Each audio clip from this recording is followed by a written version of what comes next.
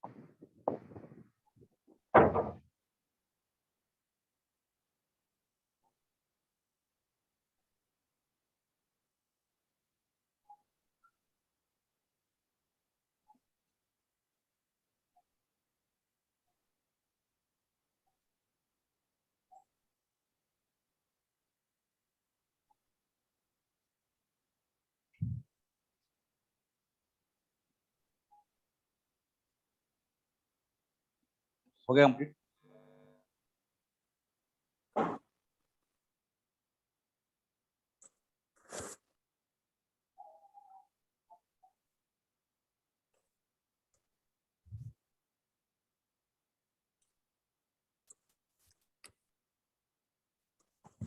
Bacteria के अंदर gene transfer कैसे करते हैं उसका ये बच्चों ने डायग्राम ड्रॉ किया है। ये एक बैक्टीरियल सेल है। इस बैक्टीरियल सेल के बाहर की तरफ ये सेल वॉल है और ये अंदर की तरफ सेल मेम्ब्रेन है। बाहर की तरफ बच्चों सेल वॉल और सेल मेम्ब्रेन, और ये हमारे पास रिकॉम्बिनेंट डीएनए। हमारा टारगेट है कि इस रिकॉम्बिनेंट डीएनए को होस्ट सेल में पहुंचाना। हम जानते हैं कि जो रिकॉम्बिनेंट डीएनए बन जाता है उसे अल्टीमेटली होस्ट में पहुंचाना है। हमारे लिए होस्ट सेल कौन है? बैक्टीरिया। हम बैक्टीरिया में जीन पहुंचाना चाहते हैं। अब बच्चों बैक्टीरिया में जीन को पहुंचाने के लिए आपको इन दोनों बाउंड्री को क्रॉस करना पड़ेगा। सेल वॉल और सेल मेम्ब्रेन दोनों को क्रॉस करके इसको अंदर इंटर कराना है। अच्छा, इसमें सबसे बड़ी प्रॉब्लम करती है सेल मेम्ब्रेन। सेल वॉल से तो फिर भी दिक्कत नहीं है, क्योंकि बच्चों सेल वॉल के अंदर तो पोर होते हैं, उनसे मॉलिक्यूल आ जा सकते हैं। ये सेल मेम्ब्रेन बड़ी प्रॉब्लम होती है, क्योंकि सेल मेम्ब्रेन सिलेक्टिव परमिएबल होती है। और साथ ही साथ एक बड़ी प्रॉब्लम ये है कि डीएनए का जो नेचर है ये मैक्रोमोलिक्यूल की कैटेगरी में, मतलब बड़ी साइज का होता है। और एक और बड़ी प्रॉब्लम ये कि ये हाइड्रोफिलिक है। डीएनए में फॉस्फेट ग्रुप होते हैं, इसकी वजह से ये हाइड्रोफिलिक होता है। अब बच्चों मेम्ब्रेन से हाइड्रोफिलिक मॉलिक्यूल को पास करना और मुश्किल होता है। मेम्ब्रेन से आप हाइड्रोफोबिक मॉलिक्यूल तो ले जा सकते हो, लेकिन हाइड्रोफिलिक नहीं ले जा सकते, उनको ट्रांसफर करने में बड़ी दिक्कत आती है। लेकिन हमें बच्चों इसको यहाँ अंदर इंटर तो कराना है। अब इसको इंटर कराने के लिए हमें इन दोनों बाउंड्री को क्रॉस कराना है। इसके लिए सबसे पहले टेस्ट ट्यूब में डाइवेलेंट केटायन जैसे कि कैल्शियम आयन को मिला देते हैं। मतलब इस टेस्ट ट्यूब के अंदर आप देखोगे तो यहाँ सबसे पहले कैल्शियम आयन को मिला दिया गया। अच्छा, कैल्शियम आयन मिलाने का बड़ा फायदा है। ये जो कैल्शियम आयन होते हैं ये एक तो सेल वॉल के साथ अच्छी बाइंडिंग एफिनिटी रखते हैं। साथ ही साथ ये कैल्शियम पर पॉजिटिव चार्ज जो है ये डीएनए के नेगेटिव चार्ज को अट्रैक्ट करता है, ताकि ये डीएनए यहाँ पर आसानी से बाइंड अप हो सके। साथ ही साथ यही कैल्शियम आयन सेल वॉल के अंदर पोर क्रिएट करने में भी हेल्प करता है। तो ये सेल वॉल सेल मेम्ब्रेन में पोर क्रिएट करने में भी इसका रोल होता है। तो सबसे पहले टेस्ट ट्यूब में कैल्शियम आयन मिलाते हैं। कैल्शियम आयन मिलाने से फायदा ये होता है कि इस सेल की इस डीएनए को अंदर लेने की पावर बढ़ जाती है। मतलब सेल की डीएनए अपटेक करने की पावर बढ़ाने के लिए इसके अंदर यहाँ कैल्शियम आयन मिला देते हैं। तो कैल्शियम आयन मिलाने से अपटेक की पावर बढ़ जाती है। ऐसी सेल को नाम दिया जाता है कॉम्पिटेंट सेल। कॉम्पिटेंट सेल बच्चों एग्जैक्टली वो सेल है जिसके डीएनए अपटेक की पावर ज्यादा है। तो जिस सेल के डीएनए अपटेक की पावर ज्यादा होती है उसी सेल को हम कॉम्पिटेंट सेल कहते हैं। एक बात ये भी याद रखिएगा, बिना कैल्शियम के भी जीन ट्रांसफर किया जा सकता है। अगर हम यहाँ कैल्शियम नहीं मिलाते तब भी जीन ट्रांसफर हो जाता, लेकिन सक्सेस रेट बहुत ही कम होती। तो कैल्शियम मिलाने से सक्सेस रेट बढ़ जाती है, इसलिए कैल्शियम मिलाया जाता है ताकि एफिशिएंसी को बढ़ाया जा सके। अब बच्चों यहाँ पर जितना भी काम किया गया है सब कुछ आइस के अंदर, मतलब ये टेस्ट ट्यूब है और ये टेस्ट ट्यूब बच्चों ऐसे आइस के अंदर रखी हुई है। यहाँ पर आइस भरी हुई है, 0 डिग्री टेम्परेचर मेंटेन है और उसके अंदर ये टेस्ट ट्यूब को रख दिया है। सब कुछ काम 0 डिग्री पे है। हमारा टारगेट है यहाँ पर अब कैसे भी करके पोर बनाना है। पोर बनाने के लिए हम इस सेल को शॉक देना चाहते हैं। अब बच्चों इस सेल को शॉक देना, उसको एक झटका देना है, तो उसके लिए क्या करेंगे, यहाँ तो आइस रखेंगे, एक फ्लास्क और लेंगे जिसके अंदर पानी को गर्म करेंगे और वहां टेम्परेचर रख देंगे 42 डिग्री। बताओ यहाँ कितना, यहाँ कितना। अब बच्चों इसको 0 डिग्री से 42 डिग्री पे सडनली ट्रांसफर करेंगे। बताओ 0 से सडनली 42 पे ट्रांसफर करना, धीरे धीरे भी नहीं, एकदम उठा के यहाँ ट्रांसफर करना है। सडन ट्रांसफर करने से फायदा यह होता है कि सेल अपने आप को इम्बैलेंस कर लेती है, वो थोड़ी सी डिस्टर्ब हो जाती है। आप सोचिए यहाँ पर 0 डिग्री था तो सेल को सब कुछ ठंडा ठंडा फील हो रहा था, उसे लग रहा था सब कुछ ठंडा ठंडा है, लेकिन जैसे 42 डिग्री पे पहुंचाया तो सेल ने सोचा कि अचानक से आग किसने लगा दी है। तो सेल अपने आप को एक तरह से डिस्टर्ब कर लेते और उसी डिस्टर्बेंस की वजह से यहाँ पर पोर बन जाते। सीधी सी बात है, हमने सेल को एक शॉक दिया जिससे वो थोड़ी इम्बैलेंस हुई और उसके अंदर पोर क्रिएट हो गए। जैसे होता है ना बेटे, अगर कोई बच्चा है उसको अचानक से चाटा मार दो तो एकदम से वो हिल जाता है कि क्या हो गया है ना। तो वही बात है, इसको बच्चों यहाँ पर अचानक से एक तरह से इम्बैलेंसिंग करा दी है, यहाँ पर एक तरह से उसको शॉक दिया है। अच्छा, ये शॉक देने के लिए हमने इसको 42 डिग्री वाटर पे रखा। जैसे हमने शॉक दिया तो यहाँ पोर बने और इस पोर से होता हुआ डीएनए अंदर इंटर कर गया। हमारा टारगेट यही है, कैसे भी करके डीएनए को अंदर पहुंचाना है। अच्छा, जब आप इसको 42 डिग्री पे रखो तो ये बात याद रखिएगा, ओनली फॉर 2 मिनट, बस 2 मिनट के लिए रखना है, उससे ज्यादा नहीं। मतलब आप वॉच में देखते रहो, जैसे 2 मिनट हो, जैसे 2 मिनट हो इसको बच्चों वाटर से निकाल के फिर से आइस में रख दो। अच्छा, ज्यादा देर तक आप यहाँ पर 42 पे नहीं रख सकते क्योंकि इसमें ये जो पोर बने हैं जैसे 0 डिग्री पे रखोगे तो ये वापस सील हो जाएंगे। अगर आप इसको 42 पे ज्यादा टाइम के लिए रख दोगे तो इस सेल के अंदर का साइटोप्लाज्म लीक होता जाएगा और हो सकता है ये सेल परमानेंट शॉक में चली जाए, मतलब इसकी डेथ तक हो सकती है। तो इसे हमें 42 पे रखना है, कितने मिनट के लिए, जैसे 2 मिनट हुआ वापस आइस में रख दीजिए ताकि जो वहां पर पोर बने थे ये वापस फील हो जाए और ये डीएनए अंदर की तरफ इंटर कर जाए। डीएनए को अंदर पहुंचाने के लिए क्या हमने सेल को शॉक दिया है, टेम्परेचर बढ़ा के सेल को शॉक दिया, इसलिए इस पूरे ट्रीटमेंट का नाम दिया गया हीट शॉक ट्रीटमेंट। ट्रीटमेंट का नाम, ये हीट शॉक ट्रीटमेंट किसके लिए किया गया, बैक्टीरिया। तो बैक्टीरिया में जीन ट्रांसफर करने का सबसे बेस्ट तरीका हीट शॉक ट्रीटमेंट से किया जाता है। ये तरीका बहुत आसान है, लैब में भी बड़ा इजीली आप इसको परफॉर्म कर सकते हैं। तो ये तरीका बैक्टीरिया के लिए। अब बच्चों जो तरीका मैं आपको समझाऊंगा वो है प्लांट के लिए। अब यहां से एक क्वेश्चन बड़ा इंपॉर्टेंट बनता है, कॉम्पिटेंट सेल किसको कहते हैं। हाँ, ये क्वेश्चन बन सकता है, कॉम्पिटेंट सेल ऐसी सेल जिसके डीएनए अपटेक की पावर ज्यादा है। कॉम्पिटेंट सेल बनाने के लिए कौन सा आयन यूज किया गया, कैल्शियम। पहले कितने डिग्री पे था, 0, 0 से 42, फिर 0 पे, बात समझे ना, तो 0 पे रखते हैं फिर 42 पे वापस 0 पे ले आते हैं। ये तरीका हमने सीखा बैक्टीरिया के लिए। अगला तरीका अब हम समझेंगे gene transfer in plants. Gene transfer in plant.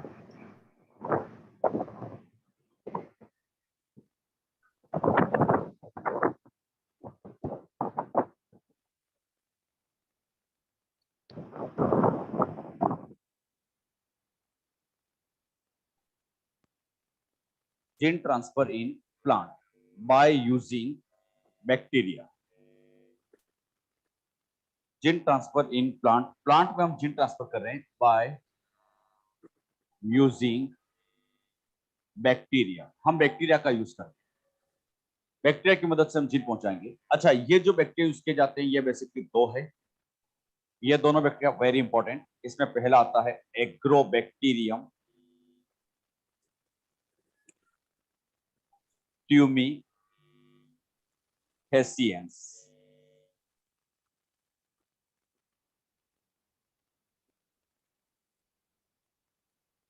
और दूसरा आता है एग्रोबैक्टीरियम राइजोजी।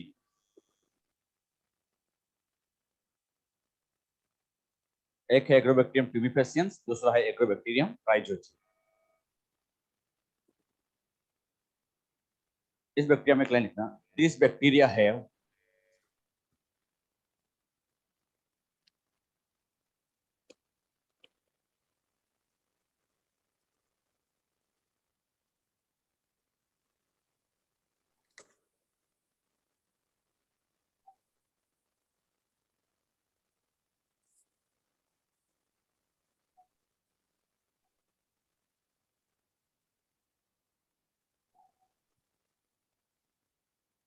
एग्रोबैक्टीरियम ट्यूबिफेसियंस, ठीक है, this bacteria have Ti plasmid. This bacteria have Ti plasmid. Ti का full form tumour inducing, tumour inducing, tumour inducing. This bacteria है Ti plasmid which cause crown gall disease in dicot plants, which cause crown gall disease in dicot plants. अगला आता है Agrobacterium राइजोजी।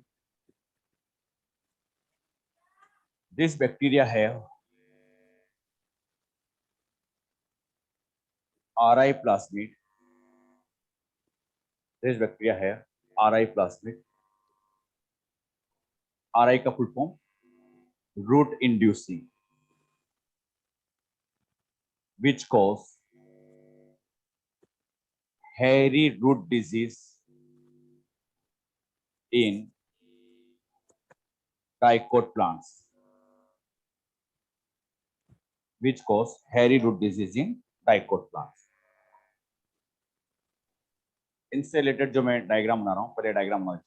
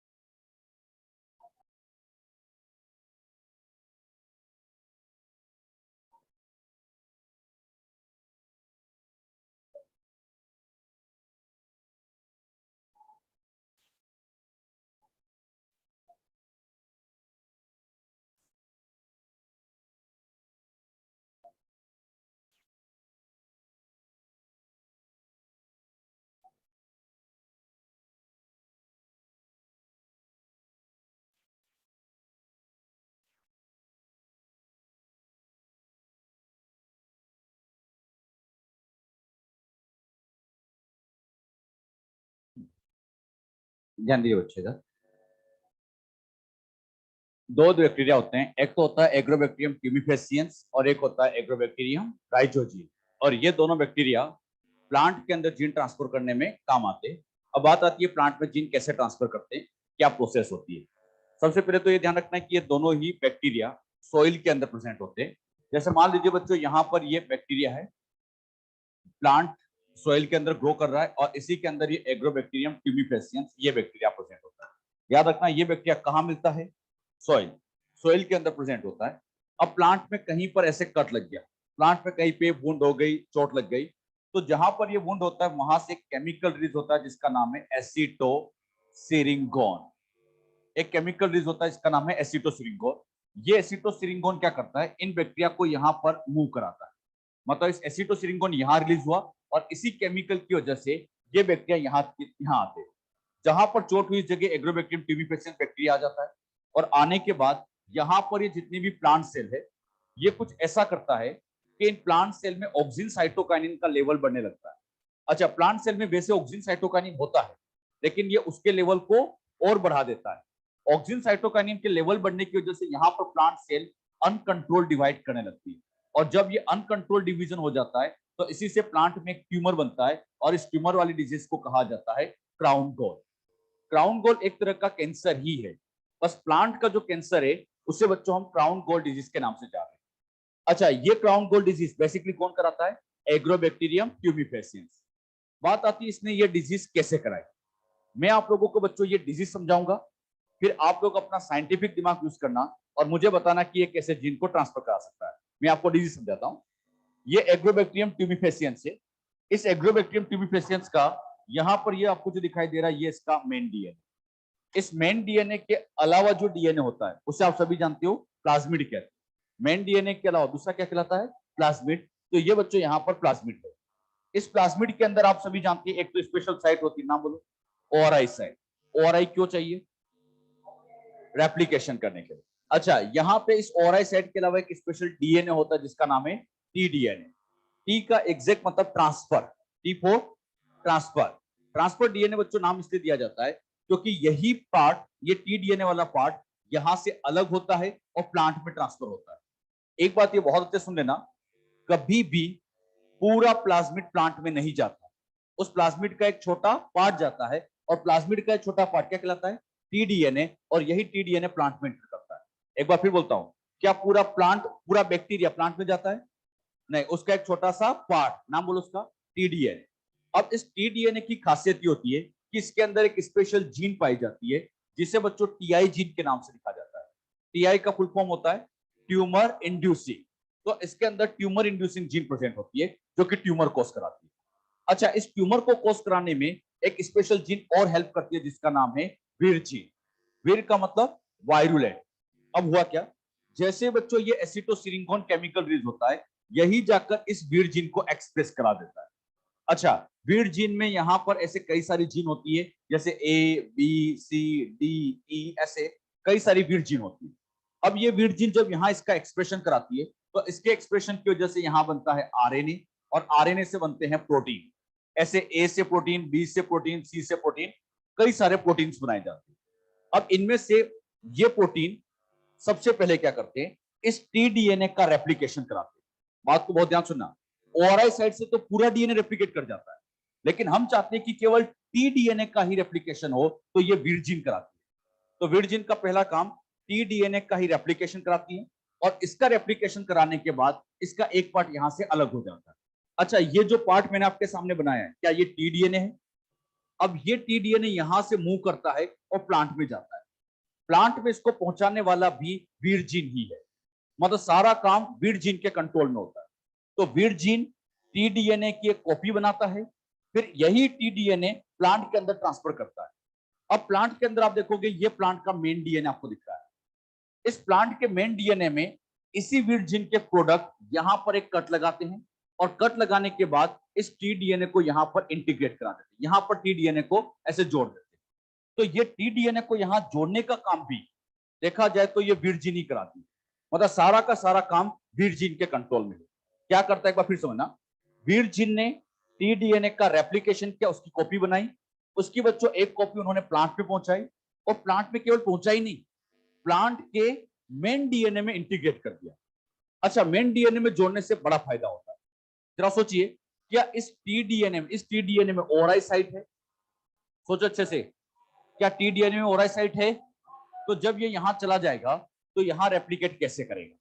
तो इसने क्या समझदारी दिखाई, ये वाला पार्ट जाके प्लांट के मेन डीएनए में जुड़ गया। अब सोचो, क्या प्लांट के डीएनए में ओआरआई होगी?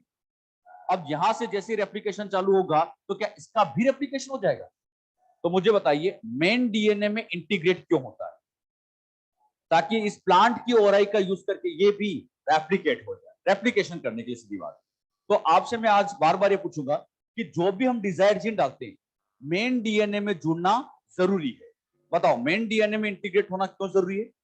ताकि वो होस्ट सेल के अंदर आसानी से रेप्लिकेट भी कर सके, अपनी कॉपी बना सके। तो मेन डीएनए में जुड़ना बहुत जरूरी होता है। अब मुझे इतना बताओ, ये जो पूरा रेड कलर का पार्ट है, नाम बोलो इसका। हाँ, सबको आना चाहिए पार्ट का नाम। अब इस टीडीएनए का ये जो ग्रीन वाला पार्ट, नाम बोलो। हाँ, बोलो बोलो, छोड़ो। TI gene. टीआई जीन से क्या बनेगा? आरएनए से प्रोटीन। प्रोटीन मतलब एंजाइम। अब यहां से जो एंजाइम बने, इन एंजाइम ने जाके ऑक्सिन और साइटोकाइनिन का सिंथेसिस किया। अच्छा, टीआई जीन किसके सिंथेसिस में हेल्प करती है? ऑक्सिन और साइटोकाइनिन। एक बार ये क्वेश्चन आ चुका है कि टीआई जीन किसका बायोसिंथेसिस करती है? Auxin cytokinin. एक बात मुझे बताओ, क्या प्लांट के अंदर नॉर्मली ऑक्सिन और साइटोकाइनिन नहीं होता? होता है, नॉर्मल साइटोकाइनिन ऑक्सिन होता है, लेकिन यहां पर एक्स्ट्रा बन गए। टीआई जीन के आने की वजह से एक्स्ट्रा ऑक्सिन साइटोकाइनिन बनने लगते हैं। जब सेल में ऑक्सिन और साइटोकाइनिन का लेवल बढ़ने लग जाता है, तो इसी की वजह से ऑक्सिन साइटोकाइनिन के हाई लेवल होने की वजह से ये जो सेल है ये डिवाइड करती है। बताओ, एक से कितनी बनेगी? दो, दो से चार, चार से आठ, ऐसे ये अनकंट्रोल डिवाइड करती जाएगी और अल्टीमेटली ये ट्यूमर बन जाता है। ये ट्यूमर कैसे बना, कुछ समझ में आया? तो ट्यूमर कैसे बनता है मैंने आपको एग्जैक्टली समझा दिया कि एग्जैक्ट ट्यूमर कैसे हुआ, और बहुत आसान प्रोसेस है, कोई बड़ी बात नहीं है। बताओ, क्या पूरा प्लाज्मिड प्लांट में गया? सबको आना चाहिए, पूरा प्लाज्मिड केवल और केवल टीडीएनए गया। क्या मेन डीएनए में जुड़ा? मेन डीएनए में क्यों जुड़ा? ताकि रेप्लिकेट कर सके। अच्छा, अब यहां पर टीआई जीन ने किसका सिंथेसिस किया? ऑक्सिन साइटोकाइनिन क्यों बनाए? ताकि ये सेल डिवाइड कर सके। अरे बात समझे ना? मतलब यही जीन अल्टीमेटली ऑक्सिन साइटोकाइनिन बना के ट्यूमर कोस कराती है। अब बच्चों, मेरा टारगेट ये है कि मेरे पास ये एक डिजायर्ड जीन है, ये बच्चों एक डिजायर्ड जीन है, और मैं चाहता हूं कि ये डिजायर्ड जीन प्लांट में पहुंचा है। तो बताइए अब हमें क्या करना चाहिए? जरा सोचो, साइंटिफिक तरीके से सोचो कि हम ऐसा क्या करें कि हमारी डिजायर्ड जीन प्लांट में जाके मेन डीएनए में जुड़ जाए। बताओ, क्या पूरा का पूरा टीडीएनए उड़ा दें? नहीं, टीडीएनए उड़ाने की जरूरत नहीं। टीडीएनए में भी केवल, बताओ, हार्मफुल कौन है? अरे यही तो नुकसान करिए, तो क्या टीआई जीन को उड़ा दो? तो यहां पर साइंटिस्ट लोग बड़ी समझदारी से काम करते हैं और वो इस टीआई जीन को हटा देते। टीआई जीन को हटाने के बाद यहां पर मुझे बताइए, क्या इसके हार्मफुल पार्ट को हमने कट कर दिया? तो ऐसे वेक्टर को अब नाम दे दिया जाता है डिसआर्म्ड टीआई प्लाज्मिड। डिसआर्म्ड का मतलब हार्मफुल पार्ट को हटा देना, इसी को बच्चों डिसआर्म कहते हैं। ये पूछा जाता है, डिसआर्म का मतलब बताओ? हार्मफुल पार्ट को हटा देना, और अपनी जो डिजायर्ड जीन है, अब इस डिजायर्ड जीन को उठा के यहां शिफ्ट करा दो। अच्छा, जैसे बच्चों यहां डिजायर्ड जीन आ गई, अब मुझे समझाने की जरूरत नहीं है, अब तो आप खुद ही समझदार। डिजायर्ड जीन आ चुकी है, जैसे ही वीर जीन ने रेप्लिकेशन किया, बताओ क्या हमारी डिजायर्ड जीन भी रेप्लिकेट होगी? बताओ, क्या प्लांट में जाएगी? और मैं तो कहूंगा प्लांट में जाती नहीं, क्या प्लांट के मेन डीएनए में जुड़ के भी आ जाती है? बताओ, यहां पर अब कौन सी जीन आ गई? क्या डिजायर्ड जीन आ गई? तो हमने कुछ नहीं किया, थोड़ा सा काम किया। टीआई जीन को, बोलो बोलो बोलो, टीआई जीन को हटाया और डिजायर्ड जीन को लगाया। बस बैठे बैठे देखते रहो। ये बैक्टीरिया खुद सारा काम करता है, बड़ा समझदार है। ये अपने जीन को लेके नहीं जाता, ट्रांसफर ही नहीं कराता, मेन डीएनए से जोड़ के भी आता है। बड़ा अच्छा काम कर देता, मेन डीएनए से जुड़ा किया जाता है। तो इस तरह से हमारी जीन प्लांट के अंदर ट्रांसफर की जा सकती है। तो प्लांट में जीन ट्रांसफर करना है, बस यही तरीका सबसे बेस्ट तरीका होता है। कैसे ट्रांसफर करते, क्लियर हुआ? अच्छा, इस बैक्टीरिया को तो लग रहा होगा कि ये उसका डीएनए का पार्ट लेके जा रहा है, लेकिन एक्चुअली में उसका नहीं, ये तो हमारी जीन लेके चला जाता है। हम बैक्टीरिया को यहाँ बेवकूफ बना देते हैं, है ना? बैक्टीरिया को तो लग रहा होगा उसका काम हो रहा है, लेकिन एक्चुअली में उसका नहीं, ये हमारा काम करता है। और काम ही नहीं करता है, मेन डीएनए में जोड़ के भी आता है, बड़ा स्टैंडर्ड काम करता है। ये सारा काम नेचुरली होता है। तो इसीलिए बच्चों से कहा भी जाता है ये एक तरह की नेचुरल जेनेटिक इंजीनियरिंग है। ये एक तरह की इंजीनियरिंग ही है, लेकिन ये नेचर ने अपने आप कर रखी। कैसे ये प्रोसेस हुई, क्लियर हुआ? इसमें कुछ बातें अभी आप लिख लीजिए फटाफट। At the place of wound, at the place of wound, acetylsyringone, acetylsyringone chemical is released. This chemical induce this chemical induce the expression of this chemical induce the expression of beard gene. Expression of beard gene. आगे लिखिए। The product of beard gene, the product of beard gene replicate and transfer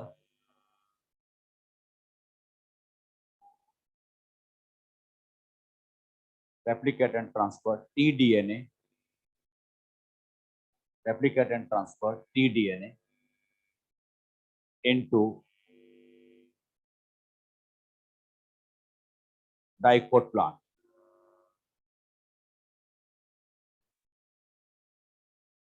आगे देखो, TI gene of tDNA, TI gene of tDNA contain TI gene of tDNA contain gene of auxin and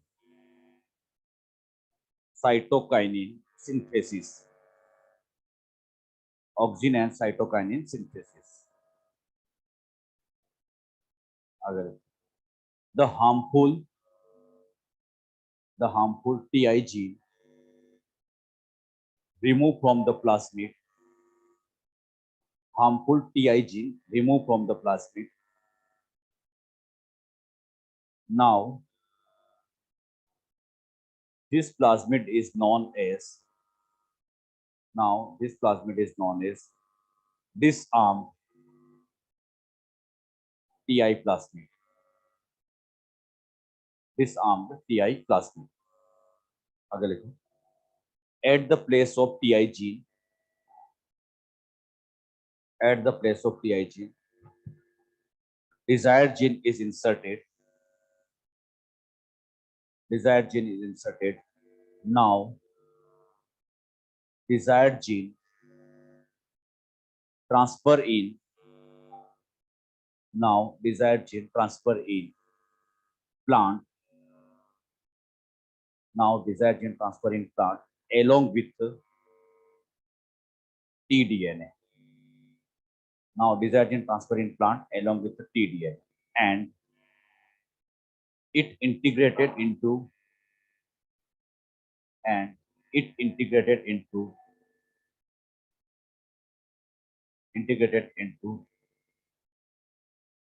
DNA of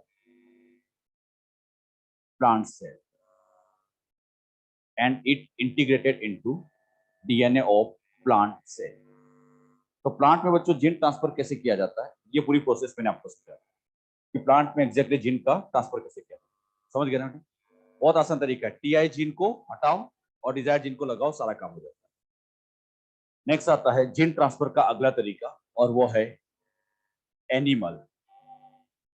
मैंने आपको बच्चों दो में तो समझा दिया है, बैक्टीरिया में, प्लांट में। अब अगली बारी आती है एनिमल।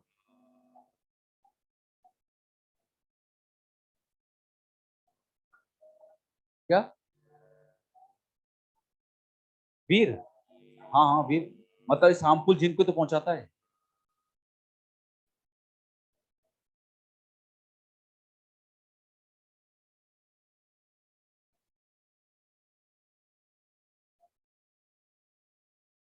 नेक्स्ट हेडिंग लिखिए, जीन ट्रांसफर इन एनिमल्स।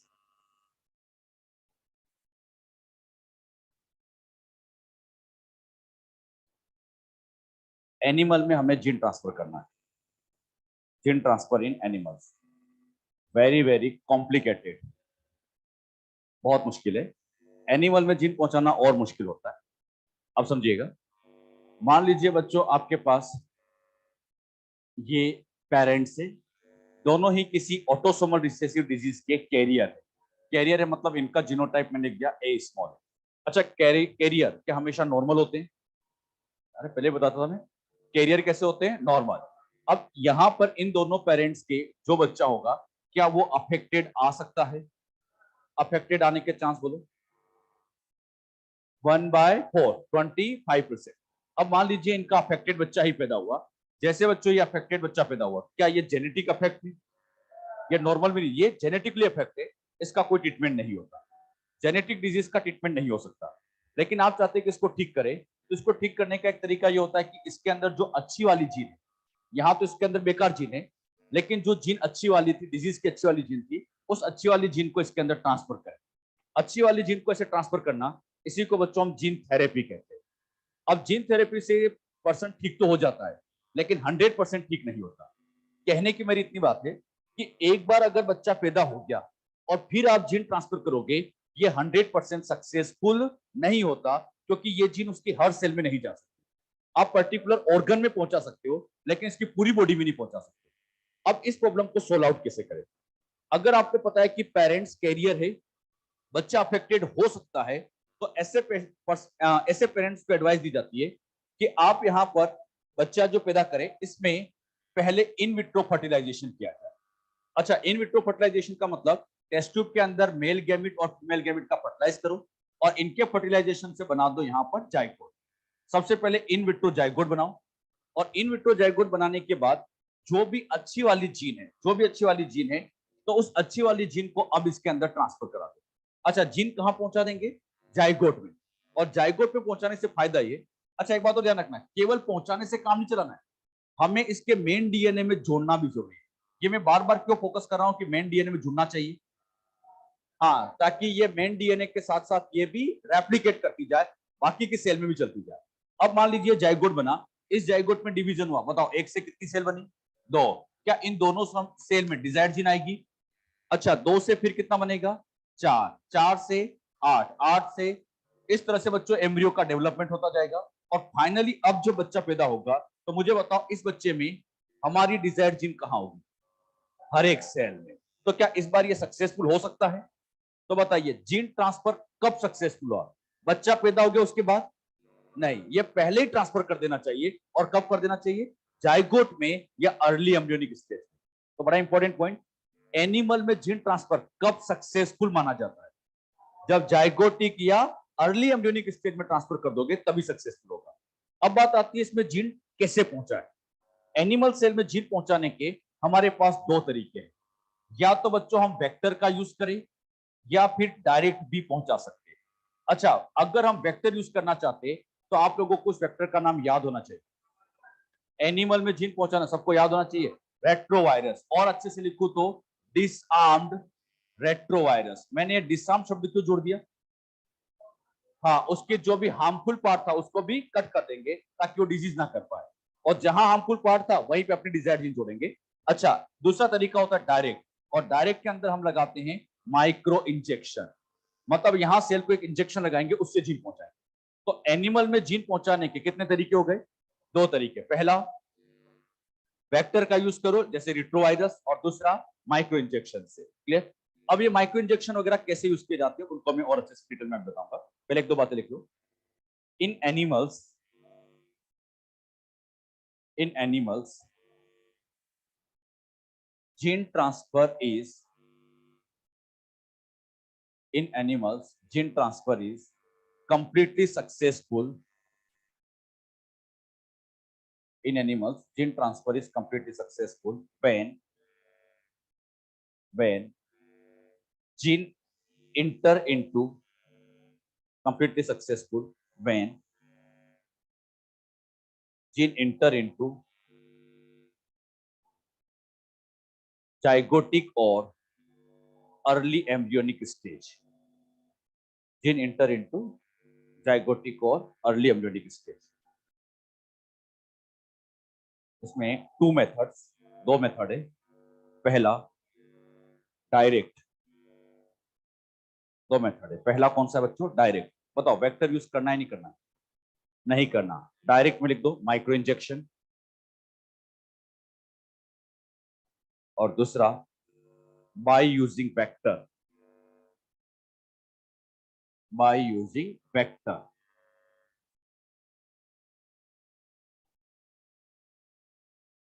वेक्टर की मदद से, और वेक्टर का नाम लिख देना डिसआर्म्ड रिट्रोवायरस, डिसआर्म्ड रिट्रोवायरस। अब ट्रेनिंग डालिए डायरेक्ट जीन ट्रांसफर। इसमें सबसे पहला हम सीखेंगे और वो है micro injection. Micro injection, micro injection में लाइन लिखना best for animal cell, best for animal cell, but it may be used for plant, but it may be used for plant, plant के लिए भी यूज कर सकते हैं, may be used for plant। अब इसमें ध्यान दीजिएगा, ये एनिमल की सेल है, इस एनिमल की सेल के अंदर, एनिमल सेल के अंदर ये बच्चों सेल मेम्ब्रेन है, सेल मेम्ब्रेन के अंदर ये बैठा है न्यूक्लियस, और इसी न्यूक्लियस के अंदर यहाँ लगा हुआ है डीएनए। अब हमारा टारगेट ये है कि इसके अंदर हम जीन को पहुंचाए। मेरे पास ये बच्चों डिजायर्ड जीन है, इसे हम पहुंचाना चाहते हैं। डिजायर्ड जीन पहुंचाने के अभी तक मैं आपको दो तरीके बताता था। एक तरीका तो ये था कि हम वेक्टर के साथ इसको जोड़े, रिकॉम्बिनेंट डीएनए बनाए और इसको हॉस्ट में पहुंचा दें। बताओ पहला तरीका तो क्या था? वेक्टर का यूज करें। लेकिन बच्चों आज के टाइम पर ऐसे तरीके भी आ गए हैं जिसमें वेक्टर का यूज नहीं करेंगे और डायरेक्ट पहुंचाएंगे, बिना वेक्टर के भी हम जीन पहुंचाएंगे। हाँ, लेकिन एक बात ये ध्यान रखिएगा, अगर आपके पास वेक्टर है तो कोशिश यही करनी चाहिए कि वेक्टर यूज करें, क्योंकि वेक्टर की मदद से जीन ट्रांसफर करना ज्यादा सक्सेसफुल माना जाता है। अगर आप बिना वेक्टर के भी जीन पहुंचा देते, ट्रांसफर तो हो जाती है लेकिन सक्सेस रेट थोड़ी सी कम मिलती है, तो कोशिश ये करनी चाहिए कि हम वेक्टर यूज करें। अब बच्चों इस जीन को मुझे बिना वेक्टर के पहुंचाना है, तो इसके लिए हमने क्या किया, यहां बच्चों इस तरह का एक माइक्रो इंजेक्शन लिया, इस माइक्रो इंजेक्शन के अंदर जीन को भरा, और इसको बच्चों इस तरह से इसको इंजेक्ट करेंगे कि ये डीएनए इस एनिमल सेल के न्यूक्लियस में जाए, और केवल न्यूक्लियस में जाने से काम नहीं चलेगा, इसे इसके मेन डीएनए में जुड़ना पड़ेगा। मैं बार बार इस चीज को बोल रहा हूं कि इसके मेन डीएनए में जुड़ना पड़ेगा। बताओ क्यों? हाँ, ताकि ये रेप्लिकेट कर सके और साथ ही साथ आगे की सेल में ट्रांसफर हो जाए। अगर ये मेन डीएनए में नहीं जुड़ पाया तो कोई मतलब नहीं है, तो मेन डीएनए में इंटीग्रेट होना जरूरी है। अच्छा, इसमें हमने सेल को एक इंजेक्शन लगाया। मुझे इतना बताओ, आपने वेक्टर कौन सा लिया? कोई नहीं। क्या बिना वेक्टर के हम जीन पहुंचा सकते हैं? यस, ये सब वेक्टर लेस जीन तरीके। ये तरीका किसके लिए बेस्ट है? एनिमल के लिए बेस्ट है। इससे बच्चों ऐसा नहीं कि हम प्लांट में नहीं कर सकते, कर सकते, लेकिन प्लांट की एक दिक्कत क्या आती है कि प्लांट के अंदर बाहर की तरफ रिजिड सेल वॉल होती है। क्या सेल वॉल का नेचर हार्ड होता है? अगर आप इसको इंजेक्शन लगाओगे तो सिरिंज टूट जाएगी। तो इसके लिए आप लोग क्या करोगे, सबसे पहले इसकी सेल वॉल को हटाओगे। कौन सा एंजाइम आना चाहिए? सेल्यूलेज और पैक्टिन। क्या इसकी सेल वॉल को हटा देंगे? अच्छा, केवल सेल मेम्ब्रेन बचेगी। बची हुई सेल का नाम प्रोटोप्लास्ट। और इस प्रोटोप्लास्ट में क्या हम माइक्रो इंजेक्शन नहीं कर सकते? कर सकते हैं। तो क्या यह तरीका प्लांट के लिए यूज हो सकता है? लेकिन ज्यादा बढ़िया एनिमल के लिए। प्लांट के लिए यूज कर सकते हैं लेकिन ज्यादा बढ़िया एनिमल के लिए। तो कभी आपसे पूछे माइक्रो इंजेक्शन किसके लिए बेस्ट है? एनिमल के लिए बेस्ट है, लेकिन प्लांट में यूज कर तो सकते हैं। बता लो इसको फटाफट।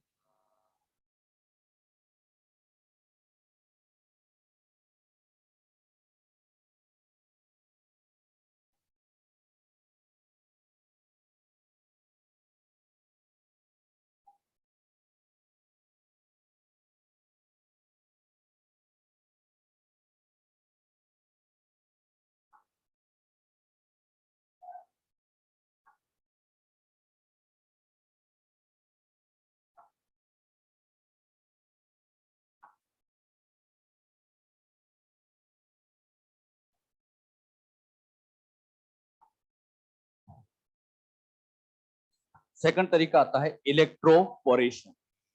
नाम से बहुत कुछ समझ में आ जाता है। इलेक्ट्रोपोरेशन सेल को बच्चों इलेक्ट्रिक फील्ड लगा के उसमें पोर बनाएंगे। सेल के ऊपर क्या अप्लाई करेंगे? इलेक्ट्रिक फील्ड, और फिर उसमें पोर बनाना। इस टेक्निक को बच्चों इलेक्ट्रोपोरेशन कहते हैं। इसके लिए एक एपरेटस काम में लिया जाता है, जिसके अंदर बच्चों होस्ट सेल को रख दिया जाता है। होस्ट सेल रखने के बाद इसमें एक पॉजिटिव और नेगेटिव इलेक्ट्रोड से सेल को शॉक देंगे। मतलब सिंपल भाषा में बोले तो सेल को इलेक्ट्रिक झटके दे रहे हैं। जब सेल को इलेक्ट्रिक शॉक देंगे तो क्या वो सेल डिस्टर्ब होगी, और डिस्टर्ब होने की वजह से उसमें से ट्रांजिएंट पोर बनते, और इन्हीं पोर से होता हुआ ये डीएनए अंदर चला जाता है। यहां पर भी आपने कोई वेक्टर यूज नहीं किया, मतलब ये भी एक डायरेक्ट तरीका है। ऐसे शॉक का तरीका मैं अभी थोड़ी देर पहले आपको समझा रहा था, नाम बोलो उसका, हीट शॉक। तो वो हीट शॉक था, ये इलेक्ट्रिक शॉक है, बस इतना डिफरेंस है। ये इलेक्ट्रिक शॉक की मदद से पहुंचा रहे। ये दूसरा तरीका। तीसरा,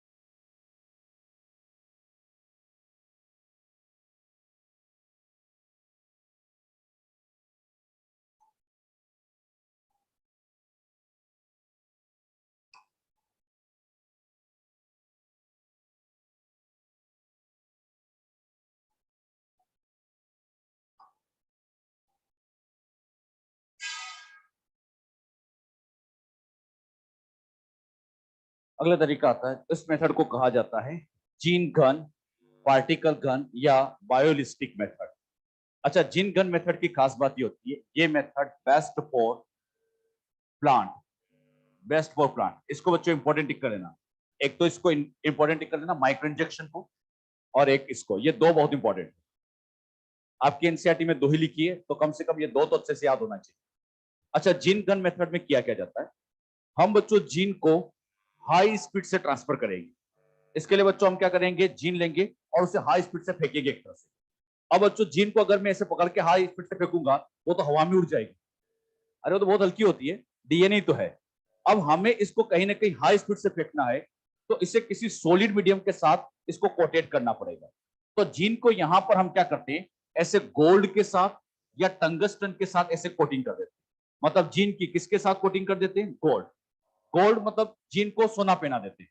लेकिन बच्चों सोना बहुत महंगा आता है, तो इसीलिए आज के टाइम पर किसका यूज कर सकते हैं? टंगस्टन का यूज कर लेते हैं, सस्ता काम भी ले सकते हैं। तो गोल्ड या टंगस्टन की कोटिंग करते हैं। सबसे बड़ा क्वेश्चन, इन दोनों की कोटिंग क्यों करते हैं? हाँ, इन दोनों का एक तो बड़ा फायदा ये कि ये दोनों ही नॉन टॉक्सिक है, किसी भी तरह की टॉक्सिसिटी क्रिएट नहीं करते हैं, और साथ ही साथ ये दोनों इनर्ट होते हैं। अगर बच्चों सेल के अंदर इंटर हो भी जाते तो किसी भी तरह की केमिकल रिएक्शन नहीं करते, इनर्ट होते। इसीलिए इन दोनों का यूज किया जाता है। एक बार नीट में ऐसा क्वेश्चन आ गया था, जीन गन में गोल्ड या टंगस्टन की कोटिंग ही क्यों करते? हाँ, इनकी कोटिंग करने का पर्पस क्या है? क्योंकि ये दोनों नॉन टॉक्सिक है, साथ ही साथ ये दोनों इनर्ट है, इसीलिए बच्चों इनका यूज किया जाता है। अब बच्चों ये जो गोल्ड और टंगस्टन के पार्टिकल है, इसे एक बायोलिस्टिक मशीन में रखते हैं।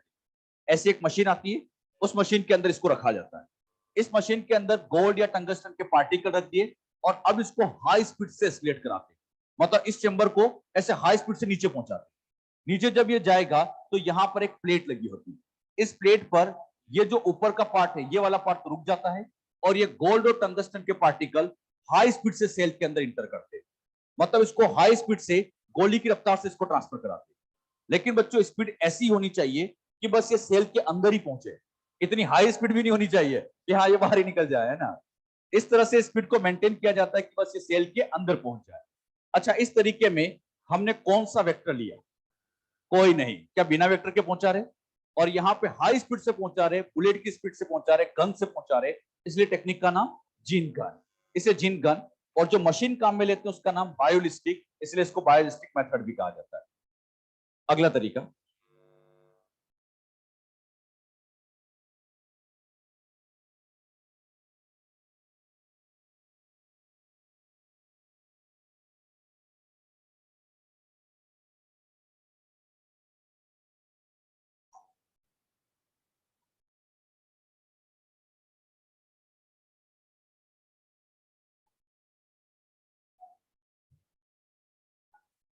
हाँ कर सकते हैं दोनों के लिए, ज्यादा बढ़िया प्लांट है ना।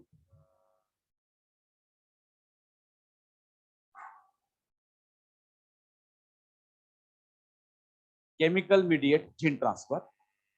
इस केमिकल मीडिएट जीन ट्रांसफर में हमें केमिकल यूज करते हैं जिसका नाम है पीईजी, पेग।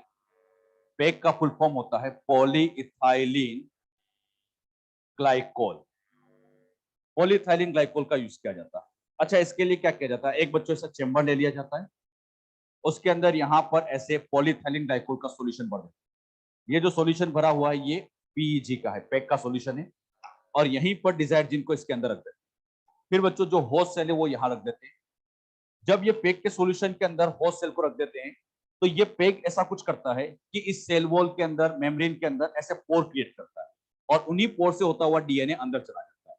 लेकिन बच्चों यहाँ पर पेग लगाने से जीन ट्रांसफर के चांस बहुत कम होते हैं, यहाँ सक्सेस रेट बहुत ही कम होती है ना, तो इसमें सक्सेस रेट बहुत कम है। इसीलिए इसका यूज लाइपोसोम के साथ किया जाता है। अगला तरीका, लाइपोसोम मीडिएट जीन ट्रांसफर।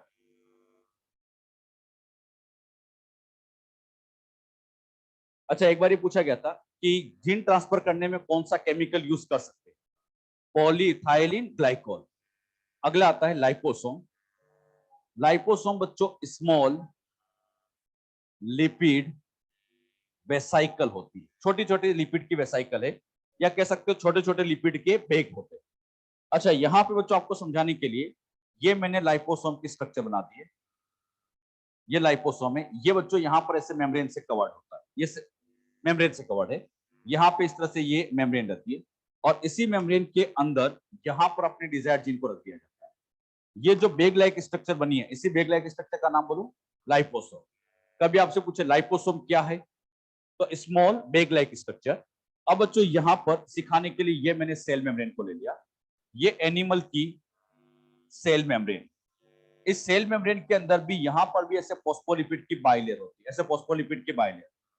आप लोग सभी जानते हैं कि जो फॉस्फोलिपिड की बाइलेयर होती है उसमें हल्की सी फ्लूइडिटी होती है, ये क्वासी फ्लूइड नेचर की होती है। कभी नाम सुना है क्वासी फ्लूइड, मतलब ना लिक्विड होती है ना सॉलिड होती है, सेमी सॉलिड टाइप कह सकते हो। इसमें हल्की सी फ्लूइडिटी होती है जिसमें फॉस्फोलिपिड मूव करते रहते हैं। यहां पर क्या किया जाता है, इस लिपिड की लेयर को और सेल मेम्ब्रेन को आपस में से फ्यूज करा देते, मतलब इन दोनों को फ्यूज करा देते। फ्यूज कराने के बाद इसके जो फॉस्फोलिपिड के मॉलिक्यूल है वो मूव करते करते इसमें चले जाते हैं, और इसके फॉस्फोलिपिड के मॉलिक्यूल यहां से मूव करते करते इसमें आते हैं। फॉस्फोलिपिड के मॉलिक्यूल ऐसे मूव करते, इस मूवमेंट का नाम होता है लेटरल मूवमेंट। तो लेटरल मूवमेंट की वजह से इसमें फ्यूजन हो जाता है, यहां भी फ्यूजन हो जाता है, और जैसे जैसे फ्यूज होता जाता है यहाँ एक पोर क्रिएट होता है, और उसी पोर से ये डीएनए अंदर इंटर कर जाता है। तो डीएनए को अंदर पहुंचाने के लिए दो मेम्ब्रेन का क्या कर देते हैं, फ्यूजन। एक तरह से हमने दो को आपस में फ्यूज करा दिया। आप चाहते हैं कि ये फ्यूजन बढ़िया से हो, तो इसके लिए यहां पर पीजी को लगा दो। जैसे बच्चों पॉलीथाइलिन ग्लाइकोल लगाओगे तो ये फ्यूजन और अच्छे से हो जाता है। कभी भी दो मेम्ब्रेन को फ्यूज कराना हो, एक बार क्वेश्चन आया था, दो मेम्ब्रेन को फ्यूज कराना हो कौन सा केमिकल यूज करते हैं, पॉलीइथाइलिन ग्लाइकोल। तो पॉलीइथाइलिन ग्लाइकोल का यूज होता है फ्यूजन ऑफ टू मेम्ब्रेन। दो मेम्ब्रेन को फ्यूज कराना हो आप इसका यूज कर सकते हो। तो PG use for fusion of two membrane, ये दो मेम्ब्रेन के फ्यूजन में भी आप यूज कर सकते हो। मैंने आप लोगों को डायरेक्ट जीन पहुंचाने में 5 तरीके बताए।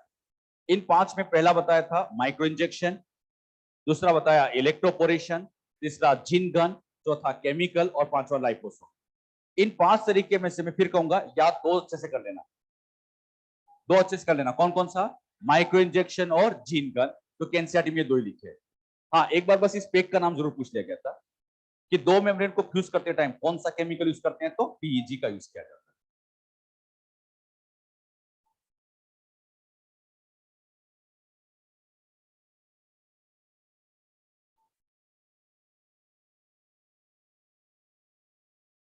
जब बच्चों हम वेक्टर के साथ डीएनए को जोड़ रहे थे, तो वेक्टर के साथ डीएनए को जोड़ते टाइम हमारे पास दो केस बनते हैं। एक तो होता है नॉन रिकॉम्बिनेंट और एक होता है रिकॉम्बिनेंट। सभी बच्चे अच्छे से बताना, इनको जब आप होस्ट सेल में पहुंचाते हो टोटल कितने केस बनते हैं। मैं कई बार ये केस आपको बता चुका हूं, टोटल 3 केस। बताओ पहला केस क्या है, दोनों में से कोई ना जाए, ना बोलो, नॉन ट्रांसफॉर्मेट। अच्छा ये चला गया तो नॉन रिकॉम्बिनेंट, और ये चला गया तो। अभी बच्चों में आप लोग को ये समझा रहता कि ये जीन इसके अंदर पहुंचाते कैसे, कई तरीके मैंने बताए। मैंने ये भी बताया कि हम लोग डायरेक्ट भी पहुंचा सकते हैं, वेक्टर से भी पहुंचा सकते हैं। जैसे हमें इसको बैक्टीरिया में पहुंचाना है तो हीट शॉक देके हम पहुंचा सकते हैं। अच्छा ये अंदर पहुंच गया, अब इन तीनों में से क्या हमें इसका सिलेक्शन करना है, ट्रांसफॉर्मेंट विथ रिकॉम्बिनेंट का सिलेक्शन करना है। बात आती है इसका सिलेक्शन कैसे किया जाए। तो अगली स्टेप बच्चों हम यही सीखेंगे। अभी तक मैं आपको 7 स्टेप समझा चुका हूं। लास्ट क्लास बता देगा ना, 7वीं में जीन ट्रांसफर करने का तरीका बताया था। अब लिखिए 8वीं step, 8th step, selection of transformant with recombinant.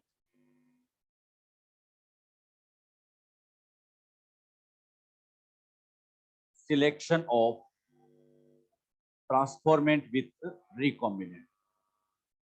अच्छा आपके एनसीईआरटी में सिलेक्शन के दो तरीके दे रखे हैं, मैं आपको दोनों तरीके बताऊंगा। पहला तरीका, first, selection by two antibiotic resistant gene. Selection by two antibiotic resistant gene, दो एंटीबायोटिक रेजिस्टेंट जीन लो और उनकी मदद से आप सिलेक्शन करा दीजिए। अब एंटीबायोटिक रेजिस्टेंट जीन से कैसे सिलेक्शन कराते हैं, इससे रिलेटेड मैं एक डायग्राम यहां बना रहा हूं, जल्दी से आप भी बना लीजिएगा।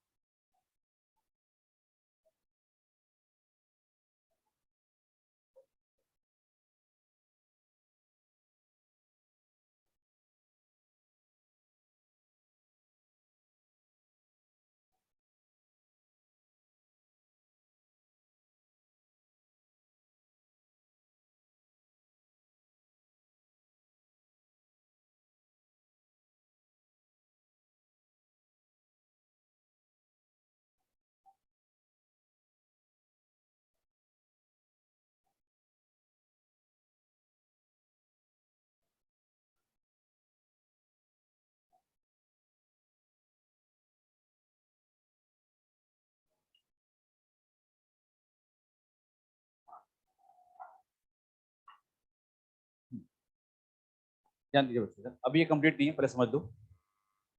ये हमारे पास, एक मिनट ध्यान देना बेटा, यही बायोटेक का सबसे टिपिकल पार्ट होता है। बच्चों को ये सिलेक्शन में दिक्कत आती है कि कौन सी प्लेट पर क्या सिलेक्शन हो जाता है, बहुत ध्यान समझिएगा। ये डीएनए है, इस डीएनए को हमने आरी से काटा। कौन सा आरी से काटा? BAMH1। इसमें बच्चों यहाँ पर ऐसे स्टिकी एंड बनता है। अब आपको इसको होस्ट सेल में पहुंचाना है, तो मैंने कहा था कि वेक्टर जहां तक को यूज करना चाहिए। एक तरीका तो हम इसको डायरेक्ट डाल दें, लेकिन डायरेक्ट डालने में दिक्कत भी आती है, सिलेक्शन करने में भी प्रॉब्लम आती है। तो बेस्ट तरीका है कि हम वेक्टर का यूज करें। अच्छा, जो वेक्टर है क्या लिया हमने? PBR322। अब इस PBR322 के अंदर एम्फिसिलिन रेजिस्टेंट जीन भी है और टेट्रासाइक्लिन रेजिस्टेंट जीन भी है। अच्छा, इसको BAMH1 से काटा, इसको भी क्या सेम आरी से काटेंगे? अच्छा, जैसे BAMH1 डालेंगे, जवाब अच्छे से देना, एम्फिसिलिन की जीन टूटेगी या टेट्रा? हाँ, क्योंकि इसके टेट्रासाइक्लिन के यहाँ पर BAMH1 की साइड कुछ याद है सर? हाँ, ये साइड याद रखना, मैंने कहा था इंपॉर्टेंट होती है। तो यहाँ जैसे टेट्रासाइक्लिन डाला, यहां से कटेगा। बताओ, टेट्रासाइक्लिन की जीन यहाँ डिस्टर्ब हो गई BAMH1 से, ये टेट्रासाइक्लिन की जीन क्या टूट गई? अच्छा, एम्फिसिलिन की टूटी? थोड़ा ध्यान सुनना, मैं फिर कह रहा हूं, क्या एम्फिसिलिन की टूटी? टेट्रासाइक्लिन, इसमें भी टेट्रासाइक्लिन टूट गई। मतलब वेक्टर हम कई सारे लेते, अब इनको आपस में जोड़ेंगे। जोड़ते टाइम मैं आपको कई बार समझा चुका हूं। एक केस तो ये होता है, क्या ये खुद से ही जुड़ जाए? अगर ये खुद से जुड़ गया तो जरा देखिए हुआ क्या। ये बच्चों ऐसे कटा और फिर से चिपक गया, तो इसका मतलब कटा और वापस जुड़ गया, तो क्या टेट्रासाइक्लिन वापस काम करने लगेगा? नई जीन आई या नहीं आई? तो ऐसे डीएनए का नाम नॉन रिकॉम्बिनेंट। लेकिन बच्चों एक चांस ये भी तो था कि हमारी डिजायर्ड जीन आके यहां जुड़ जाए। अरे बोलो, एक चांस ये भी था कि हमारी डिजायर्ड जीन आके यहां जुड़ जाए। अगर डिजायर्ड जीन यहां पर जुड़ गई, यहां चिपक गई, तो बताओ अब टेट्रासाइक्लिन का पार्ट आधा इधर हो गया, आधा इधर हो गया। तो ये टेट्रासाइक्लिन का कुछ पार्ट इधर और कुछ पार्ट इधर है, मतलब ये काम नहीं करेगा, क्योंकि जीन तो एक साथ होनी चाहिए, वो तो टूट गई, अब काम नहीं करेगी। तो टेट्रासाइक्लिन ने काम करना बंद कर दिया, क्योंकि नई जीन यहां इंटर हो गई। तो नई जीन के इंसर्शन की वजह से टेट्रासाइक्लिन का इनएक्टिवेशन हो जाता है। इसी प्रोसेस को नाम दिया जाता है इंसर्शनल इनएक्टिवेशन। कुछ समझे क्या बोला मैंने? नई जीन के इंसर्ट होने से टेट्रासाइक्लिन का इनएक्टिवेशन हो जाना, प्रोसेस का नाम बोलो इंसर्शनल इनएक्टिवेशन। तो ये इंसर्शन इनएक्टिवेशन से ये इनएक्टिव हो गया। अब बच्चों ये इनएक्टिव हो गया तो काम नहीं कर रहा। अच्छा, इसमें बताना, एम्पिसिलिन काम कर रहा है, टेट्रासाइक्लिन क्यों नहीं? नई जीन का इंसर्शन हो गया। अच्छा, ऐसे डीएनए का नाम, इन दोनों को उठा के अब हमने होस्ट में ट्रांसफर किया। आप लोग जैसा कि जानते हैं, तीन तरह के केस बनते हैं। पहला केस, दोनों में से नॉन ट्रांसफॉर्मेंट। अच्छा, ये गया तो ट्रांसफॉर्मेंट विथ नॉन रिकॉम्बिनेंट। अच्छा, ये पहुंच गया तो, अच्छे जवाब देना, क्या ये ट्रांसफॉर्मेंट है? ये है, दोनों ट्रांसफॉर्मेंट। लेकिन ये ट्रांसफॉर्मेंट में क्या है? रिकॉम्बिनेंट भी है। अब मुझे एक बात का जवाब दीजिएगा, इन दोनों में से यहां कोई नहीं गया, तो बताओ कोई वेक्टर नहीं है। एम्फिसिलिन रेजिस्टेंट पावर नहीं है, टेट्रासाइक्लिन पावर, क्योंकि इनमें से कोई नहीं पहुंचा यहां पर। अच्छा, ये वाला पहुंचा, ये वाला पहुंचा, एम्फिसिलिन की पावर, टेट्रासाइक्लिन, क्योंकि इसमें दोनों काम कर रहा है। अरे दोनों काम करे ना यहाँ पे। अच्छा, एम्फिसिलिन की पावर, टेट्रासाइक्लिन, समझ गए बेटे? अच्छा, अब मैंने क्या किया, एम्फिसिलिन एंटीबायोटिक को डाला। ध्यान से सुनना सभी, एम्फिसिलिन को डाला। बताओ ये जिंदा रहेगा या मरेगा? क्यों? एम्फिसिलिन की रेजिस्टेंट पावर नहीं है। अच्छा, टेट्रासाइक्लिन डाले तो ये दोनों एंटीबायोटिक से मरेगा। अच्छा, ये दोनों एंटीबायोटिक में जिंदा रहेगा। अच्छा, एम्फिसिलिन में, लेकिन टेट्रासाइक्लिन में। बस यही बात हमें सीखना है। सबसे पहले हम क्या करते हैं, इन तीनों सेल्स को लेते हैं, टेस्ट ट्यूब में डालते हैं, इनका एकदम डाइल्यूट सॉल्यूशन बनाते हैं, और डाइल्यूट सॉल्यूशन बनाने के बाद यहां पर ऐसे फैला देते हैं। जब इन सेल्स को फैलाते हैं तो इनमें से कुछ सेल यहां, कुछ सेल यहां, ये सेल ऐसे बिखर गए, मतलब इन सेल को ऐसे स्प्लिट कर दिया। मुझे बताइए, ये जो हमने मास्टर प्लेट ली है, इसमें कोई एंटीबायोटिक नहीं है, तो बताओ कौन सी सेल मरेगी?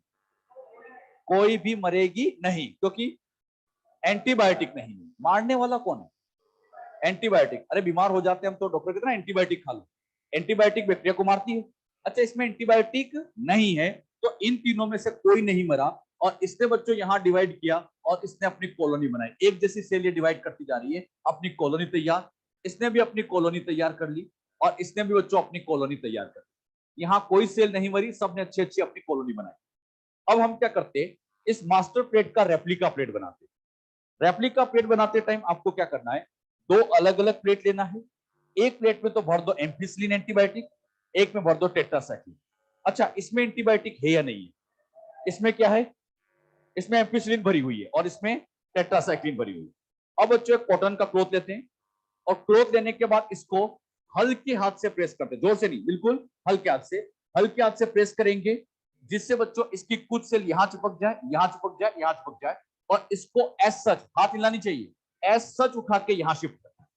इससे क्या होगा कि इसकी बच्चों यहाँ की कुछ सेल यहां आ जाएगी, यहाँ की कुछ सेल यहां आ जाएगी, यहाँ की कुछ सेल यहां आ जाएगी। हल्के हाथ से दबा के यहां प्रेस कर देना।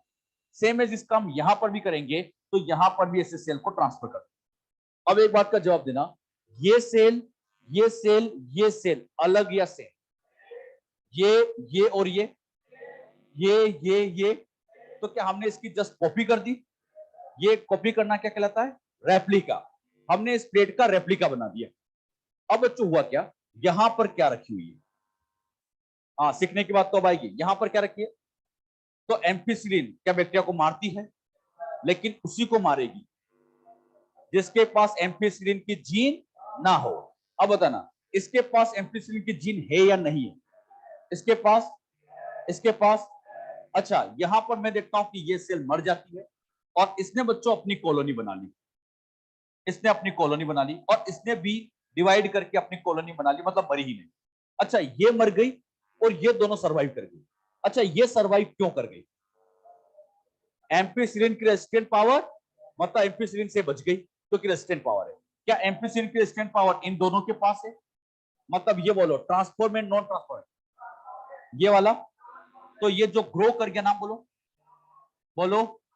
अच्छा, ये वाला मर गया, जो एम्पिसिलिन की रेजिस्टेंट पावर नहीं रखता, मर गया, नाम बोलो। तो सोच समझ के जवाब देना। एम्पिसिलिन की प्लेट पर कौन ग्रो करता है? और जो मर गया वो। तो सीधी सी बात है, इस प्लेट से हमें ट्रांसफॉर्मेंट का सिलेक्शन हो गया, और नॉन ट्रांसफॉर्मेंट एलिमिनेट हो गए, हट गए। तो ट्रांसफॉर्मेंट का पता चल गया। अब बताओ, ये वाली और ये वाली का पता चल गया, लेकिन मुझे बताइए, क्या हमें केवल ट्रांसफॉर्मेंट से मतलब है ना? ट्रांसफॉर्मेंट में भी रिकॉम्बिनेंट चाहिए। अब रिकॉम्बिनेंट का पता कैसे लगाएं? तो इसका पता लगाने के लिए हम अगली प्लेट का यूज करें। बताओ, इस प्लेट में क्या भर रखा है? सभी जवाब देना। ये ट्रांसफॉर्मेंट, नॉन ट्रांसफॉर्मेंट, ये बोलो, ये आपको कहां से पता चल गया?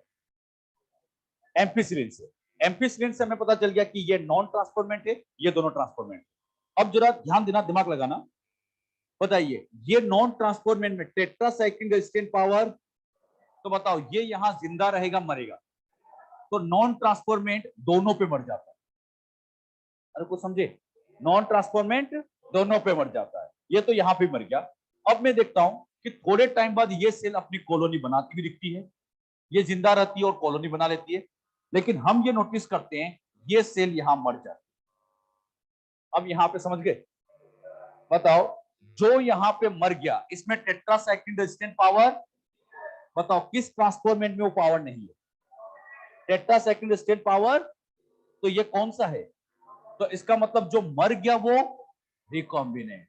अच्छा, जो सरवाइव कर गया वो नॉन रिकॉम्बिनेंट। क्या नॉन रिकॉम्बिनेंट पे टेट्रासाइक्लिन रेजिस्टेंट पावर है? और इसमें तो दोनों की पावर है, तो ये दोनों पे ग्रो कर गया।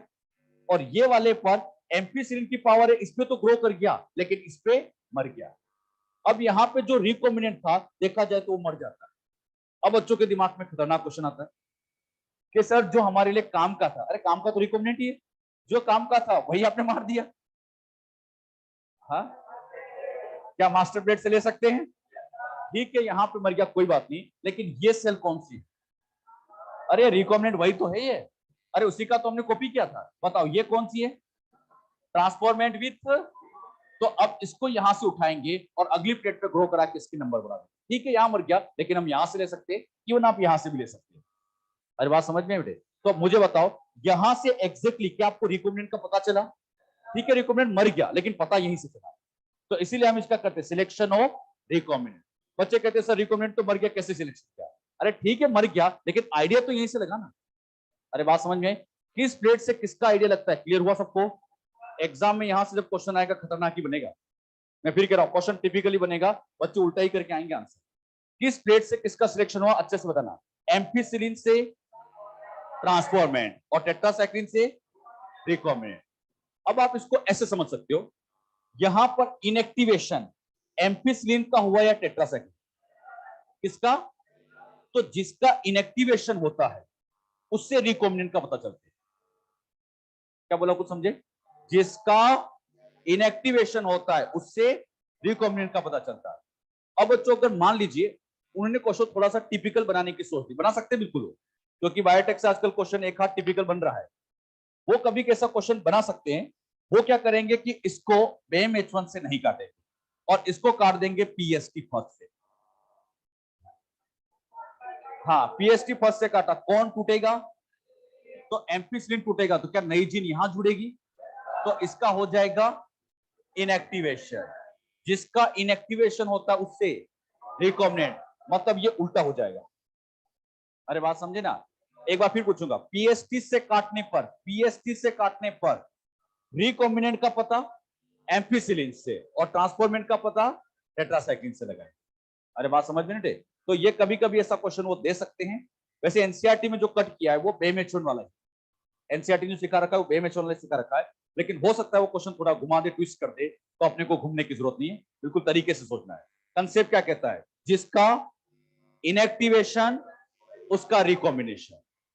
अरे बात समझे ना? जिसका इनएक्टिवेशन होता है उसी से हम रिकॉम्बिनेंट का पता लगाते हैं। बाकी वो वहां पे एग्जाम में है तो सोच के आंसर दे सकते हैं। समझ गए पूरा ही? अच्छा, ये जो प्रोसेस मैंने आपको समझाया थोड़ी टिपिकल है। इसमें क्या होता है कि आपको ऐसे 2 या 3 प्लेट बनानी पड़ती है। वैसे 2 से भी काम हो जाता है, सिखाने के लिए 3 बनाई, 2 से भी काम चल सकता है।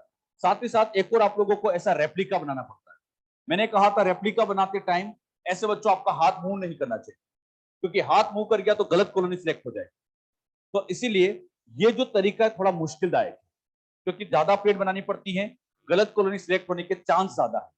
इसलिए सिलेक्शन करने का एक दूसरा तरीका एनसीईआरटी और लिखती है, उसमें बच्चों 2 एंटीबायोटिक नहीं लेते, एक एंटीबायोटिक लेते हैं और दूसरा लेग जेड। कुछ याद है? सिलेक्टेबल मार्कर के मैंने 2 एग्जांपल बताए थे, एंटीबायोटिक और लेग जेड। वो लेग जेड भी सिलेक्शन करा सकती है, कैसे कराती है उसको अगली क्लास में लेंगे। आज के इतना।